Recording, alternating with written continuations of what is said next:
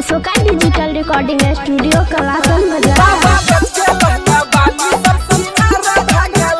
छौरी छही के हसीना तोहर डबल छौ मसीना बोलना कौन छौरा कल को तोर जवानी सर्विसिंग बोलना कौन छौरा कल को तोर जवानी सर्विसिंग तोहर चाले देखी के छौरा सब में मार भागल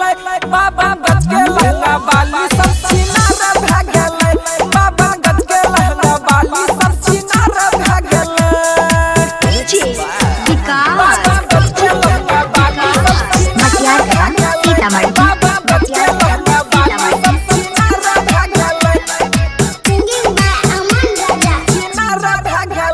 छौरी पिन्हे जे अंगा घर में लगबै छै छोरा भोरे पढ़े जाबा जाय छै छौरा लै लागै छै पन्ना